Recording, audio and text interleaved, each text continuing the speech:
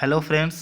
चलिए, competition target channel में आपका स्वागत है। काफ़ी दिनों के बाद हम क्लास को फिर से शुरू किए हैं और कुछ दिन जो है कि क्लास अब्सेंट हो गया था, लेकिन चलिए आज से फीटर ट्रेड थ्योरी का क्लास कंटिन्यू चलेगी। और आज का ये जो क्लास है वो ट्रेड इंट्रोडक्शन है, मतलब ट्रेड परिचय है। और इसमें वैसा क्वेश्चन हमने लिया है जो बेसिक जानकारी है, जो आउट ऑफ सिलेबस कहिए उसको। सिलेबस में आपको एग्ज़ाम में ये क्वेश्चन नहीं पूछेगा, लेकिन जानकारी होना काफ़ी महत्वपूर्ण है। क्योंकि जब आप आईटीआई किए हैं या आईटीआई कर रहे हैं तो आपको कुछ ऐसी बात है आईटीआई से संबंधित जिसकी जानकारी आपको होना ही चाहिए। तो आप इस वीडियो को अंत तक देखिए और देखिए कितना इंटरेस्टिंग क्वेश्चन है जिसका जवाब आपको आना चाहिए, है ना। चलिए, फर्स्ट क्वेश्चन क्या है कि which national level examination are conducted in industrial training institute. मतलब औद्योगिक प्रशिक्षण संस्थान में राष्ट्रीय स्तर की कौन सी परीक्षाएं आयोजित की जाती है। जो नेशनल लेवल का जो एग्ज़ाम होता है वो कौन सा होता है, तो देखिए वो एनसीवीटी होता है। एससीवीटी क्या होता है? एससीवीटी स्टेट लेवल का हो जाता है। आगे क्वेश्चन देखते हैं कि who conduct the examination under NCVT scheme. मतलब एनसीवीटी योजना के अंतर्गत परीक्षा कौन आयोजित करता है। तो ऑप्शन दिया है technical education, government of India, state government और डायरेक्टरेट ऑफ टेक्निकल एजुकेशन। तो यही आंसर हो जाएगा, डायरेक्टरेट ऑफ टेक्निकल एजुकेशन। ठीक है, मतलब प्राविधिक शिक्षा निदेशालय जो है कि एनसीवीटी स्कीम को चलाती है। अब आगे नेक्स्ट क्वेश्चन है कि the minimum age limit for admission in industrial training institute is. देखिए, औद्योगिक प्रशिक्षण संस्थानों में प्रवेश के लिए न्यूनतम आयु क्या होना चाहिए, है ना।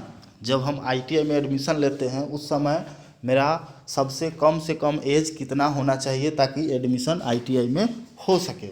तो उसके लिए जो है कि आपका एज कम से कम 14 साल का होना चाहिए। ठीक है, अगर 14 साल है तो आप आईटीआई कर सकते हैं। हालांकि जो मैट्रिक पास करने के बाद ही आप आईटीआई में आते हैं और क्लास 8 के बाद भी आईटीआई होता है, इस बात को आप ध्यान में रखेंगे। 4 नंबर क्वेश्चन देखिए कि how many hours a week are students made to work in industrial training institute. मतलब औद्योगिक प्रशिक्षण संस्थानों में छात्रों को सप्ताह में कितने घंटे काम करवाया जाता है।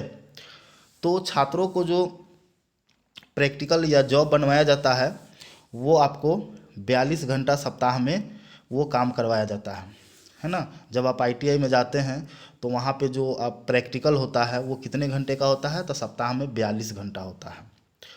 उसके बाद 5 नंबर देखते हैं कि in how many trades training is being imparted in industrial training institute. मतलब औद्योगिक प्रशिक्षण संस्थानों में कुल कितने व्यवसायों में प्रशिक्षण दिया जा रहा है। मतलब कह सकते हैं कि आईटीआई में कितने टोटल ट्रेड हैं जिस पे ट्रेनिंग दिया जा रहा है। तो इसमें टोटल जो है कि आपको 126 ट्रेड है। आईटीआई में टोटल कितने ट्रेड है? 126 ट्रेड है। मतलब इंजीनियरिंग और नॉन इंजीनियरिंग दोनों को मिला करके 126 ट्रेड है और उसी पर जो है कि प्रशिक्षण दिया जाता है। 6 नंबर है कि how many casual leave can be granted to trainees in a period of 1 year. मतलब प्रशिक्षणार्थियों को 1 वर्ष की अवधि में कितने आकस्मिक अवकाश प्रदान किए जाते हैं, जिसको हम लोग बोलते हैं ना सीएल। कितने सीएल आपको मिलेगा, इसका होता है सीएल का फुल फॉर्म हो जाता है कैजुअल लीव, है ना। मतलब आपको छुट्टी 1 साल में कितना मिलेगा कैजुअल लीव में। तो इसमें आपको छुट्टी मिलेगा 12 छुट्टी मिल जाएगा। ठीक है, अगर आप सीएल लेना चाहते हैं 1 साल की अवधि में तो आप 12 सीएल ले सकते हैं। उसके बाद आइए 7 नंबर क्वेश्चन है कि how much attendance is mandatory in the institution of the trainee. मतलब प्रशिक्षणार्थी की संस्था में कितनी उपस्थिति अनिवार्य है। तो जो ट्रेनीज है वो क्लास करते हैं तो कितना उनका अटेंडेंस होना चाहिए, तो ये 80% उनका अटेंडेंस होना ही चाहिए। 80% से कम यदि होता है तो फॉर्म भरने में परेशानी हो जाती है। 8 नंबर है कि with whose permission the trainees can be made to appear in the final examination if there is less attendance. मतलब प्रशिक्षणार्थी की कम उपस्थिति होने पर उसे किसकी अनुमति के द्वारा अंतिम परीक्षा में बैठाया जा सकता है। तो ऑप्शन दिया है इंस्ट्रक्टर, ग्रुप इंस्ट्रक्टर, प्रिंसिपल और डायरेक्टर। तो इसमें से किसके अनुमति से आप उस परीक्षा में बैठ सकते हैं यदि 80% से कम अटेंडेंस है तो भी। तो यदि डायरेक्टर जो है कि यदि आपको अनुमति देते हैं, डायरेक्टर कहते हैं कि नहीं इसका फॉर्म भराना चाहिए, तो आप जो है कि वो एग्ज़ाम में अपीयर हो सकते हैं। ये डायरेक्टर के ऊपर डिपेंड करता है, निदेशक। 9 है कि for how many consecutive days a student is absent from the institute without any notice his name is debarred from the institute. मतलब किसी छात्र द्वारा संस्थान से लगातार कितने दिन बिना किसी सूचना के अनुपस्थित रहने पर उनका नाम संस्थान से पृथक कर दिया जाता है, मतलब उसका नाम हटा दिया जाता है। तो जैसे आप क्लास कर रहे हैं, लगातार आप छुट्टी पे जा रहे हैं बिना सूचना के, तो आपका नाम कितने दिन के बाद आपका नाम हट सकता है। तो आपका नाम जो है कि 10 दिन लगातार अगर बिना किसी सूचना के क्लास अब्सेंट करते हैं तो ये अधिकार है संस्थान के पास कि आपका नाम काट सके। ठीक है। 10 नंबर है कि provides industrial training institute is strengthen the economic of the country. मतलब देश की अर्थव्यवस्था सुदृढ़ करने के लिए औद्योगिक प्रशिक्षण संस्थान प्रदान करता है। क्या प्रदान करता है? इंजीनियर, क्लर्क, कारीगर या स्किल्ड कारीगर, मतलब कुशल कारीगर। तो ये हो जाएगा आपका कुशल कारीगर कह सकते हैं, स्किल्ड आर्टिसियन कहिए। तो आईटीआई का उद्देश्य ही है कि स्किल वर्कर का मतलब जो कुशल वर्कर है उसका तैयार करना, पढ़ा लिखा जो है कि आदमी को तैयार करना ताकि वो काम आसानी से कर सके। उसके बाद आपका आता है 11 नंबर कि in how many engineering professions training is given in industrial training institute. मतलब औद्योगिक प्रशिक्षण संस्थानों में कितनी अभियांत्रिकी व्यवसायों में प्रशिक्षण दिया जा रहा है। मतलब क्या है कि जो जितने भी ट्रेड हैं उस ट्रेड में से 126 टोटल ट्रेड है, उसमें से कितने ट्रेड हैं जो इंजीनियरिंग प्रोफेशन का ट्रेड है। मतलब इंजीनियरिंग ट्रेड कितने हैं, ये सवाल इसमें पूछा जा रहा है। तो टोटल जो है इंजीनियरिंग ट्रेड 73 है। ठीक है, बाकी जो बचा वो आपका नॉन इंजीनियरिंग ट्रेड है। 12 नंबर है कि bye whom the certificate is given to the trainees who have passed the apprentice examination।